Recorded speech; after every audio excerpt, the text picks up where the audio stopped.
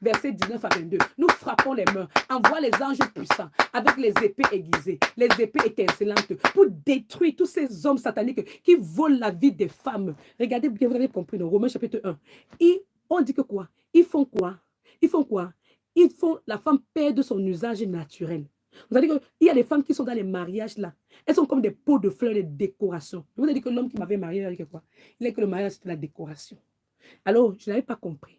Mais quand tu lis Romains chapitre 1 là, il y a beaucoup de femmes qui se disent qu'elles ont l'honneur. Eux t'ont marié c'est seulement pour avoir le droit légal pour te voler. Je vais parler aux personnes aujourd'hui là. Il y a des mariages dont il faut divorcer. Je ne sais pas si j'ai répondu à quelqu'un aujourd'hui. Si tu es dans un mariage où tu es que le pot de fleurs, divorce. Si tu es dans un mariage où tu as perdu l'usage naturel de la femme, oh, divorce. Est-ce que tu comprends ce que je vais te dire? Romains chapitre 1, c'est pour t'expliquer ta vie. Parce qu'il y a les êtres vivants qui disent qu'ils louent Dieu. Mais tu as bien vu le verset 28 là. On te dit bien que quoi? Dans le verset 28, comme ils ne sont pas soucieux de connaître Dieu, ils ne connaissent pas Dieu, le vrai Dieu, qui donne le souffle de vie. Ils refusent Dieu là. Ils louent leur Dieu, le Dieu de la méchanceté, le Dieu de la cupidité, le Dieu des meurtres, le Dieu des querelles, le Dieu des disputes, le Dieu de la malignité, le Dieu de la ruse. Les gens qui sont rusés, tu fais quoi avec eux? Et tu demandes si tu vas divorcer. Divorce parce que la Bible ne te demande pas de rester avec des gens comme ça. Parce que d'abord, on te dit que dans le proverbe, c'est les 7 choses que l'Éternel a horreur. Tu fais quoi avec une personne qui fait les 7 choses que l'Éternel a horreur? Tu veux qu'on dise que tu es marié. Si tu veux, toi qui es une femme, tu m'écoutes. Chacun, c'est son choix. Tu vas voir, quand Dieu a accepté que ce qui se passe, c'est pour dire aux femmes que quoi? Dieu existe. Mais il y a les moments, il y a les lieux où on doit louer Dieu. Il faut être au bon lieu pour louer Dieu. Parce que tu ne peux pas t'attacher au monde des ténèbres et croire que tu vas prier Dieu. Tu es attaché, détache-toi. C'est pour ça que la Bible te dit que si une partie de ton corps t'empêche de me louer, pop, tu jettes. Vous ne voulez pas entendre ça, vous voulez rester dans les mariages démoniaques et dire que vous appelez Dieu. Le monsieur là, il est rusé. Il est ingénieux dans le mal. C'est un génie. Il connaît comment il fait ses ruses. On nous dit dans le verset 28, comme ils ne se sont pas souciés de connaître Dieu, ils ne connaissent pas Dieu, ils travaillent donc avec quel Dieu? Le Dieu du mal. On dit que Dieu du mal les a livrés à leur sens réprouvé pour commettre des choses indignes. Tu penses que c'est normal qu'un homme épouse une femme pour la tuer? Tu penses que c'est normal qu'un homme épouse une femme pour la décoration et pas coucher avec les hommes? Et on vous dit dans Romains chapitre 1, vous ne voulez pas comprendre. Vous commencez à dire que c'est un homme de Dieu, c'est un homme de Dieu. Vous avez bien vu comment ils ont écrit Dieu là dans la Bible, non? C'est pour dire que quoi? C'est le discernement. C'est le discernement. Apprenez à discerner. Quand tu lis la Bible, ça parle de Dieu. Ça parle de Dieu. De quel Dieu ça parle? Pose-toi la question.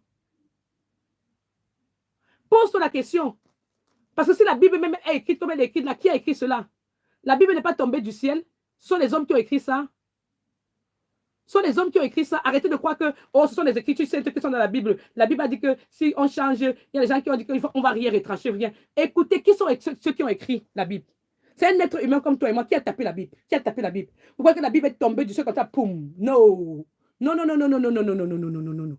Non, non. Il y a les satanistes qui connaissent les versets bibliques qu'ils ont retirés, ils ont augmenté. Et il y a les versets bibliques qu'eux-mêmes, ils n'ont pas retirés. Ils ont laissé ça comme ça. D'accord? Ok. Je vous dis merci. Alors, je prie Dieu aujourd'hui que Dieu qui est bon. Mr. Philip, are you still there? I'm sorry, because if you are still there, please let me know. Because what happened is, those people, they supposed me to see you. Donc, je vous dis merci. On arrête le live maintenant. Et j'espère que tous les enfants de Dieu qui ont vécu dans ce live ont eu la capacité de pouvoir comprendre beaucoup de choses aujourd'hui. Si dans Romains chapitre 1, verset 28, on te met 2 dieux à côté et te met des majuscules, ça peut te dire que quoi? Fais attention. Dieu que tu vois là, j'ai commencé le live ce matin en vous parlant. Que faites la différence entre Dieu qui fait les bonnes choses et Dieu qui fait les mauvaises choses. Quelqu'un peut te dire qu'il loue Dieu, mais il loue quel Dieu? Est-ce que je parle à quelqu'un aujourd'hui? Mr. Philip, are you still there, please?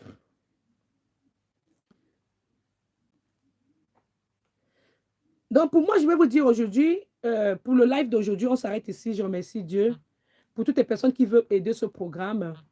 Prenez la peine de pouvoir aider le programme. Le compte parle-moi-dieu@gmail.com. Mr. Philip, are you there? If you are still there, you can come back. We can pray. Let me know if you are there so that we can start the prayer in English, please. Because I can't stop the live. I can't put you on loudspeaker, but if you can come back to the live, let me know. Yes, please. And then I will start the live in English. Whilst you're here. Thank you. So, je vais dire ceci. Je vais prier en anglais pour qu'on termine le live. Donc, pour toutes les personnes qui sont ici, je vous dis merci. Je suis la prophétesse Mani Doris.